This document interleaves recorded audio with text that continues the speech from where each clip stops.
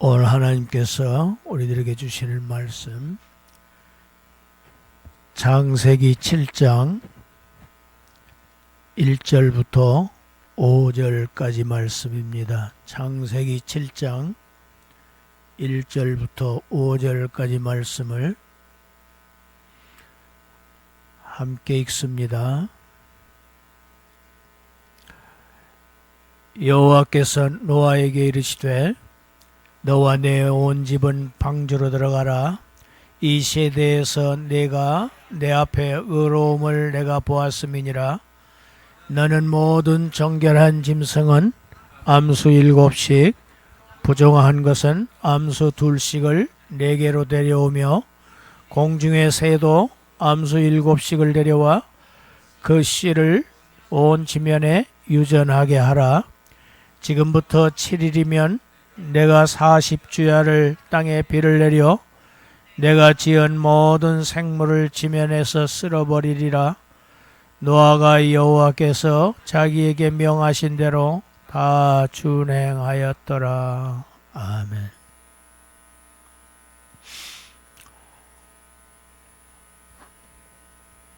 노아는 하나님이 보시기에 의로운 사람이었습니다. 의롭다고 성경에서 의롭다고 하는 것은 인간의 기준이 아니고 하나님의 기준에서 볼 때 의로워야 의로운 것입니다. 하나님은 의롭다고 하나님께서 하신 노아 그리고 그의 가족을 방주로 들이십니다. 세상 모든 사람들, 모든 생명체들이 다 물속에 수장되는데도 하나님으로부터 의롭다고 여기심을 받은 노아와 그의 가족은 구원의 방주를 타게 하십니다.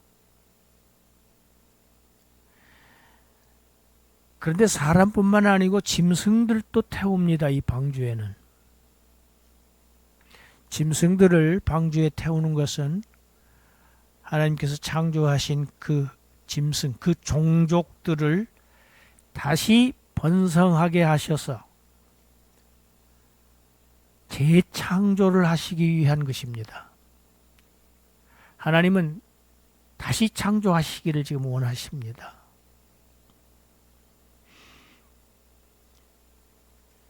그런데 오늘 본문 2절부터 보면 노아와 그의 가족들을 방주에 태우시기 이전에 하나님은 아주 특별한 일을 하십니다.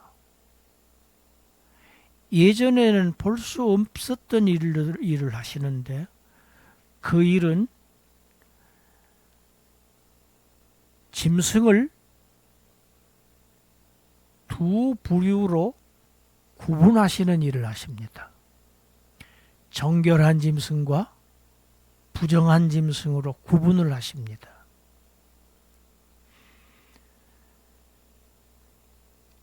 앞장 6장 19절부터 20절 그리고 7장에 와서도 9절 15절에서는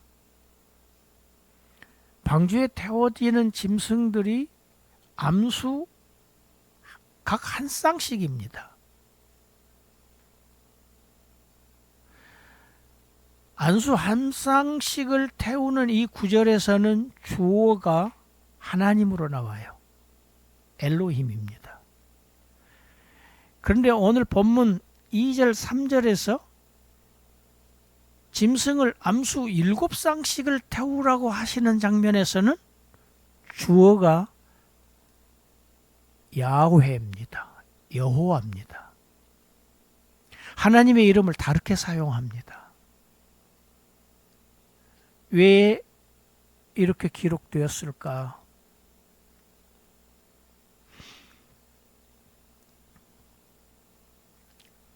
레위기를 보면 짐승들을 정결한 짐승, 부정한 짐승으로 구분을 하는데 그 기준이 두 가지입니다. 첫째 기준은 하나님의 백성인 이스라엘 백성들이 식용으로 먹을 수 있는가 없는가에 따른 구분입니다. 또 두 번째 구분은 이 짐승이 하나님께 제사 드릴 때 제물로 바쳐질 수 있는 합당한 짐승인가 아닌가에 따라서 정결한 짐승과 부정한 짐승으로 구분됩니다.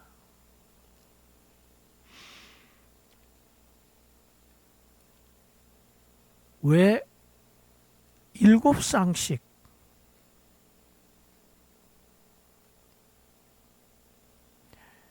여러분 부정한 짐승은 한 쌍씩 태우라고 하셨죠. 그런데 정결한 짐승은 더 많이 태웁니다. 7쌍씩을 태우라고 하십니다. 이 구별은 또 왜 있는 것인가? 이 숫자의 많고 적음은 홍수 이후에 하나님께 드려질 희생 제사의 제물로 쓰이시기 위한 것입니다. 정결한 짐승만 쓰시죠. 부정한 짐승은 바칠 수가 없습니다. 그런데 이때 하나님께 바쳐지는 드려지는 이 제물의 성격이 장차 오실 메시아 곧 예수 그리스도를 상징하는 예수 그리스도의 모형이라는 점에서 구속사적인 그런 의미의 중요성 때문에 구원의 하나님, 언약의 하나님 이런 뜻을 가진 야훼, 여호와라는 칭호를 사용한 것으로 보입니다.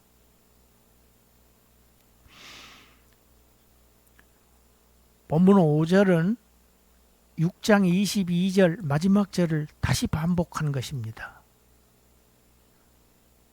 또 말씀드리지만 성경에서 반복되는 구절은 아주 중요하기 때문입니다. 그런데 성경이 이 장을 구분해 놓은 것이 참 아쉬운 점이 있습니다. 사실은 6장 22절에서 7장 1절로 넘어가는 것이 장을 구분해 놓음으로 인해서 별도의 장처럼 느껴지는데 이어서 읽어야 이 문맥이 통합니다. 하나님의 뜻이 제대로 전해집니다. 우리 6장 22절과 6장 22절부터 7장 1절까지를 다시 한번 읽겠습니다. 노아가 그와 같이 하여 하나님이 자기에게 명하신 대로 다 준행하였더라. 여호와께서 노아에게 이르시되 너와 내 온 집은 방주로 들어가라. 이 세대에서 내가 내 앞에 의로움을 내가 보았음이니라. 이렇게 연결됩니다. 노아가 하나님의 명하신 대로 다 순종했기 때문에 지금 인과관계가 있어요. 바로 이어서 7장 다음 절이 노아에게 너와 내 온 집은 방주로 들어가라. 왜? 내가 내 앞에서 의롭다고 하는 것을 내가 보았기 때문이다. 하나님은 노아의 어떤 점을 의롭다고 보신 것입니까? 노아의 순종을 의롭다고 보신 겁니다. 노아는 하나님의 말씀을 순종했어요. 노아가 순종했다는 것은 왜 순종을 합니까? 홍수 심판이 있을 것이라고 하는 하나님의 말씀을 믿었기 때문에 순종한 것입니다. 순종은 믿음의 결과입니다. 믿음의 결국 순종입니다. 노아의 믿음을 보신 것입니다. 믿은 사람은 순종합니다. 말씀에 따라요. 믿고 믿지 않는 것은 차이가 무엇이냐? 하나님의 말씀대로 순종하느냐, 순종하지 않느냐, 불순종하느냐. 이게 믿는 자와 믿지 않는 자의 구별입니다.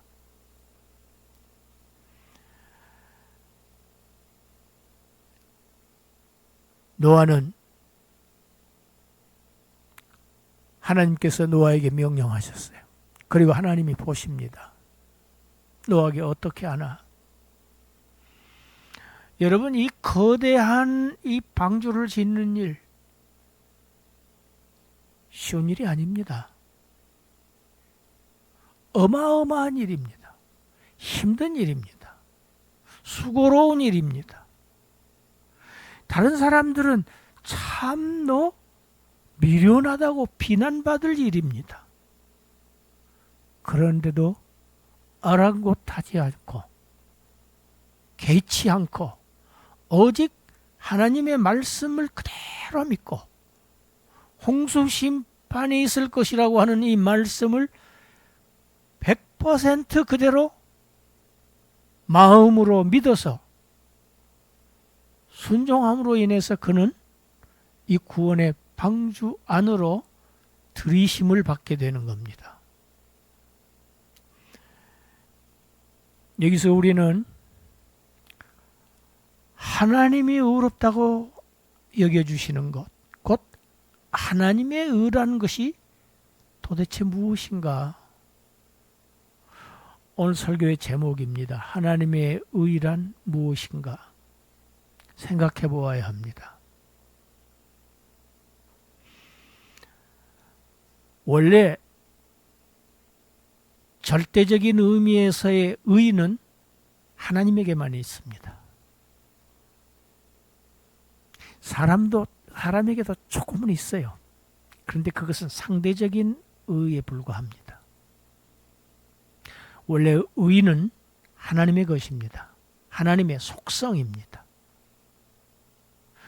의라고도 하고 거룩함이라고도 합니다.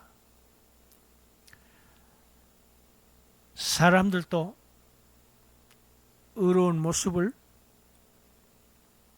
가끔 보입니다. 그러나 성경이 그 사람들에게 있는 의를 어떻게 보는지, 어떻게 말씀하시는지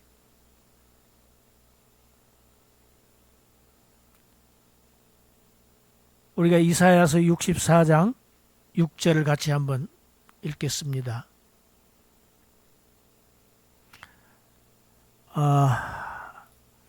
본문이 잘못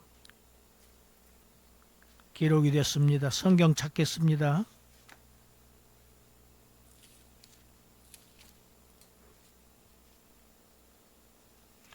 이사야서 64장 6절 성경 찾아서 같이 읽습니다.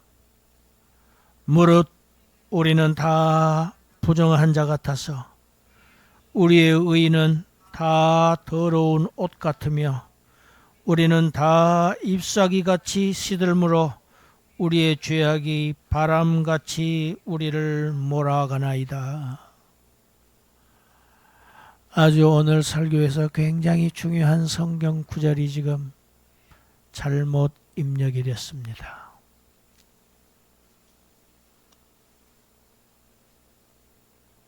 성경은 인간이 행하는 의, 이건 아주 오래오래 입어서 찌들은, 더 아무리 세탁해서 다시 휘어지지 않는 더러운 옷과 똑같다. 이렇게 말씀하고 있습니다.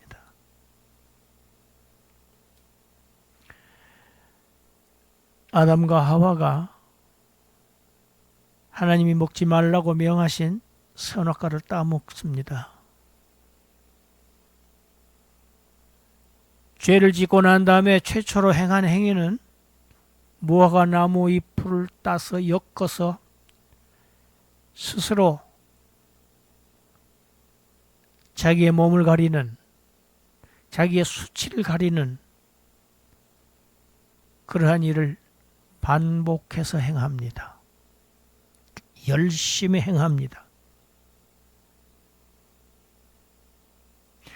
하나님이 아담아 부르실 때에 하나님 앞에 나타나지를 못합니다. 전에는 그러지를 않았어요. 하나님 앞에 떳떳하게 나타났었습니다. 그런데 이제 하나님 앞에서 숨습니다. 소리만 들립니다.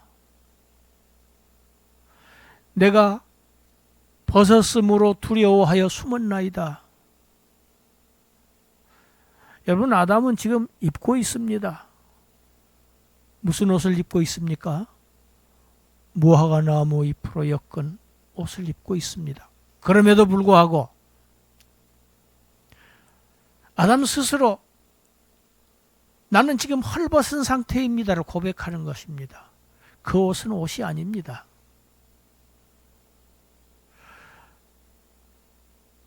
아담은 지금 입고 있는 것이 아니에요. 벗고 있는 것입니다. 이것이 인간의 행위의 옷입니다.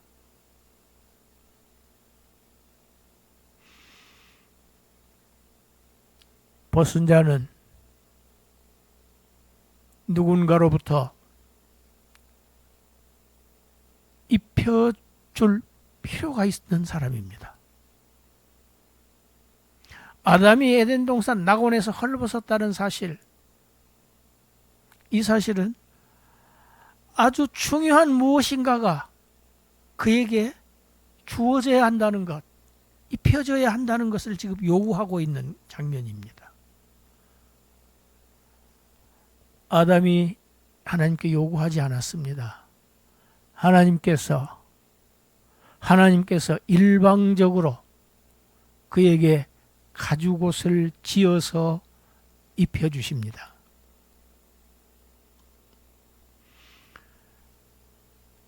죄인은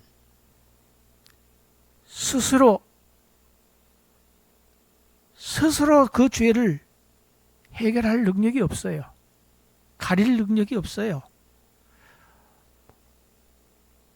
아무리 열심을 내고 아무리 노력을 하고 아무리 돌을 닦고 수련을 하고 별스러운 일을 한다 해도 죄인 스스로는 자기의 죄를 덮을 수가 없습니다. 누가? 오직 하나님께서만이 무슨 옷을 한 생명, 죄 없는 한 생명의 희생을 통해서 희생의 결과로 얻어진 그 가죽 옷을 하나님께서 지어서 하나님께서 입혀주심을 받아야 할 존재가 바로 죄인입니다.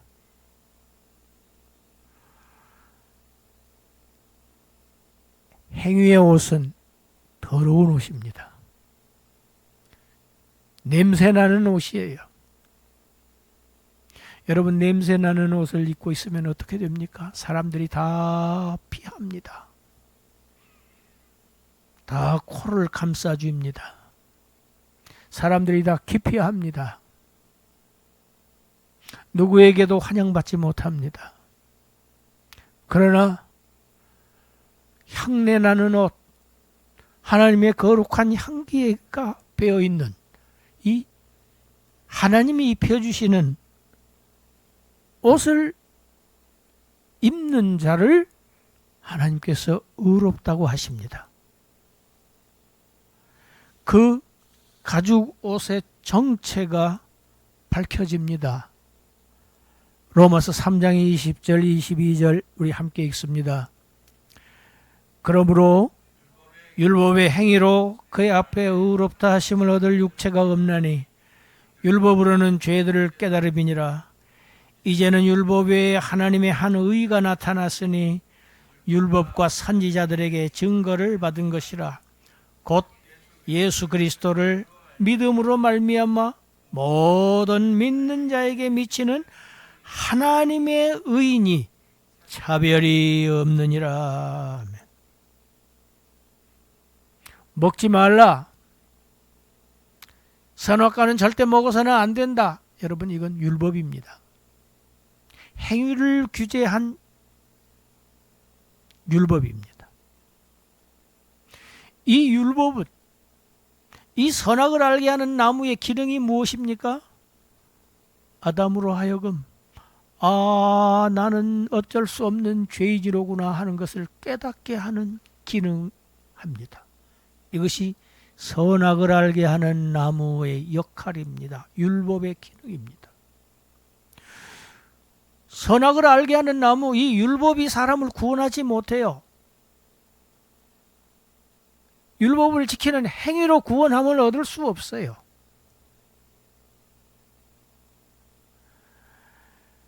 이 율법 외에 하나님의 한 의가 나타났다. 구약 성경에서 계속 증거하셨던 한 사람, 예수 그리스도, 하나님의 독생자, 그가 하신 일, 그가 십자가에서 하신 일, 그 속죄 사건, 그것을 믿는 모든 사람들에게 하나님께서 입혀주시는 옷, 하나님의 가죽옷, 그것을 곧 하나님의 의라고 정확하게 성경은 정의하고 있습니다. 여러분이 이 옷은 아담에게 입혀준 가죽옷은 원래 아담의 옷이 아니에요.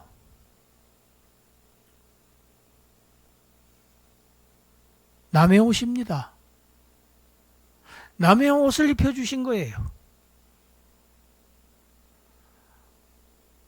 다른 사람의 옷을, 깨끗하고 거룩한 옷을 입혀주시고, 사실은 죄인인데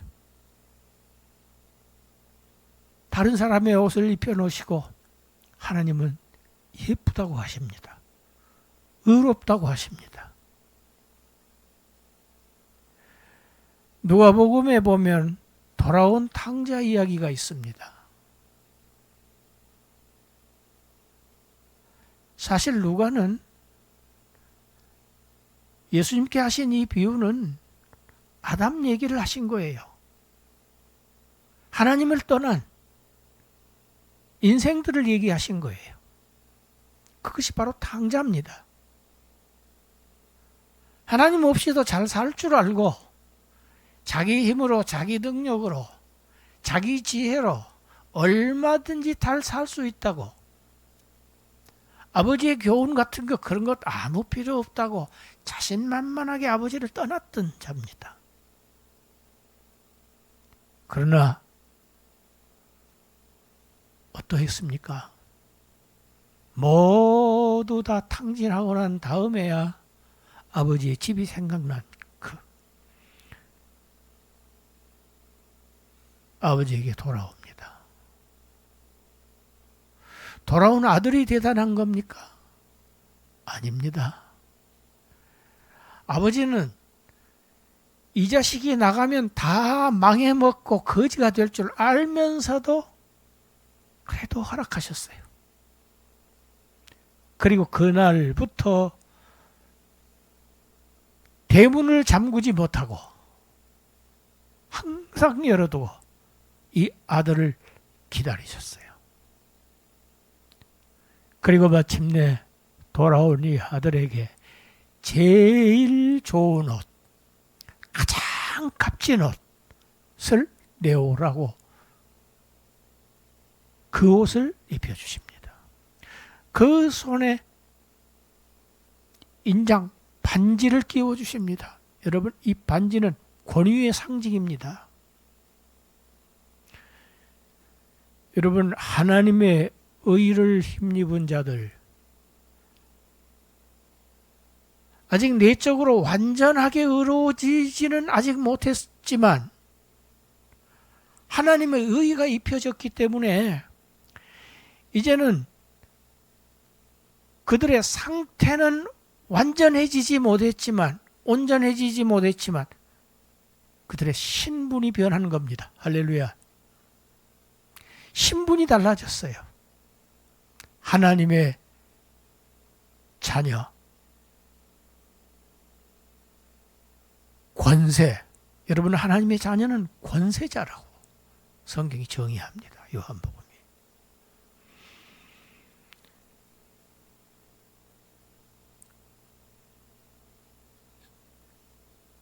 하나님이 입혀주시는 이 의의 옷, 이 거룩한 옷, 이것을 신학에서는 칭의라고 합니다. 의롭다고 불러주신다는 얘기입니다. 여겨주신다는, 간주해 주신다는 얘기입니다.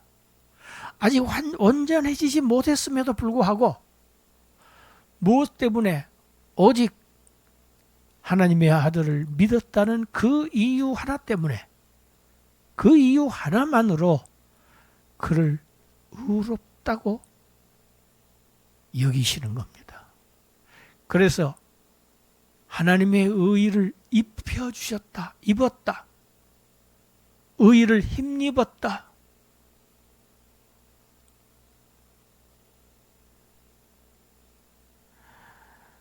의를 얻었다, 이렇게 표현하는 이유가 바로 그것입니다. 원래는 우리의 것이 아니었다는 얘기입니다. 그래서 바울은 로마서 10장 10절에서 그렇게 설명합니다. 죄인들이 어떻게 하나님의 의를 얻는가? 마음으로 믿어서 의에 이른다. 죄인들이 어떻게 해서 하나님의 구원을 받는가? 입으로 시인하여 구원에 이르느니라. 예수 그리스도의 의가 저와 여러분들에게 우리의 구원이 옷이 되시고 우리의 의의 겉옷이 되어진 겁니다. 할렐루야. 고린도전서는 로마서 5장 18절 19절 우리 같이 읽어봅시다. 그런즉 한 범죄로 많은 사람이 정죄에 이른 것 같이 한 의로운 행위로 말미암아 많은 사람이 의롭다 하심을 받아 생명에 이르렀느니라. 한 사람이 순종하지 아니함으로 많은 사람이 죄인 된 것 같이 한 사람이 순종하심으로 많은 사람이 의인이 되리라. 노아가 하나님의 명령에 순종하여서 방주를 지었던 것처럼 하나님의 아들 독생자 예수는 십자가를 순종함으로 하나님의 의를 성취하셔서 예수 그리스도께서 성취하신 그 의를 믿는 자들에게 다 입혀주심으로 인해서 하나님의 의가 나타나게 하신 겁니다. 이것을 주로 강조한 것이 신약 성경의 사도 바울이 기록한 로마서입니다. 이 하나님의 의 어디에 나타나냐? 하나님의 아들의 복음에서 나타난다. 이것을 우리는 복음이라고 합니다. 하나님의 복음은 곧 하나님의 아들의 복음이다. 그 내용은 아들에 관한 것이다. 그런데 그 아들의 복음 안에는 구원에 이르게 하는, 의에 이르게 하는 능력이 있어서 사람을 의롭게 하시고 사람을 거룩하게 하시고 사람을 구원에 이르게 하신다. 복음에는 능력이 있습니다. 우리 고린도전서 1장 30절 31절 읽습니다. 너희는 하나님으로부터 나서 그리스도 예수 안에 있고 예수는 하나님으로부터 나와서 우리에게 지혜와 의로움과 거룩함과 구원함이 되셨으니 기록된 바 자랑하는 자는 주 안에서 자랑하라 함과 같게 하려 함이라. 할렐루야.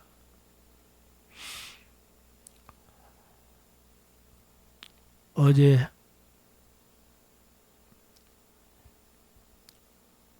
문경 화재 사건에서 순직한 두 소방관의 영결식을 중계하는 그 방송을 제가 보았습니다.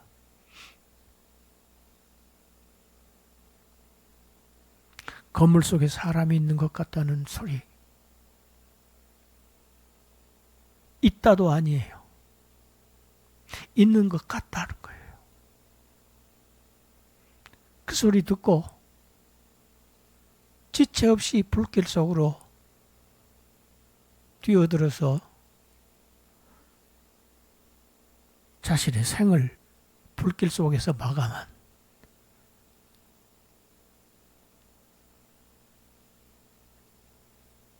이 장례식에서 나오는 그 영정사진이 너무 젊어요. 너무 앳돼요.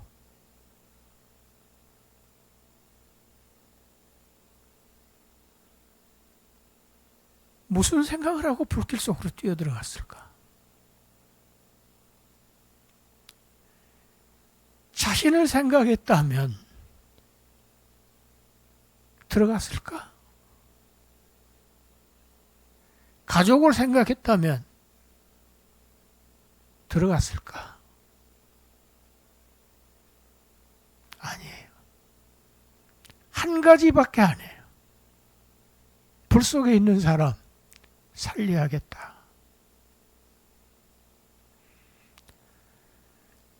예수님은 왜 그 끔찍한 십자가형을 자원에서 받으셨나? 받으실만 했습니까? 받아야만 했는가?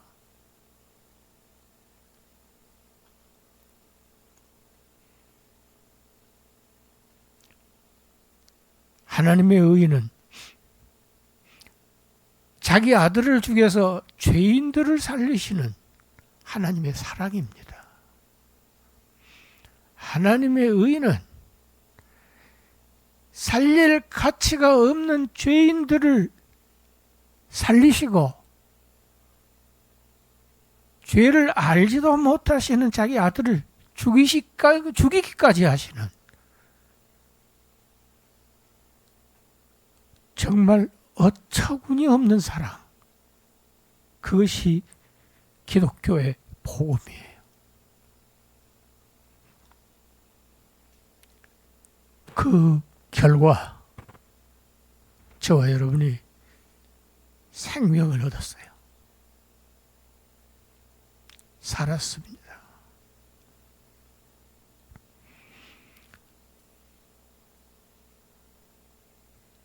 사는 날 동안 예수 그리스도의 십자가만을 자랑하라. 나의 평생 자랑은 십자가뿐이로다. 십자가를 자랑하며 십자가를 지신 주님께 헌신하는 그러한 여생을 살아가는 저와 여러분이 되시기를 주님의 이름으로 축원합니다. 기도합니다. 하나님,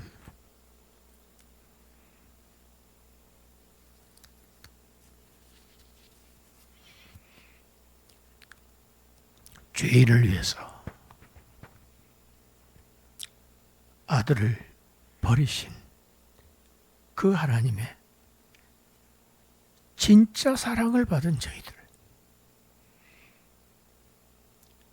이제 그 사랑을 우리가 실천하며 예수 그리스도로 살아가는, 주 안에서 살아가는, 그 십자가를 자랑하는, 그 십자가를 표현하는 그러한 삶을 살게 하여 주시옵소서. 그래서 하나님께 영광이 되는 자들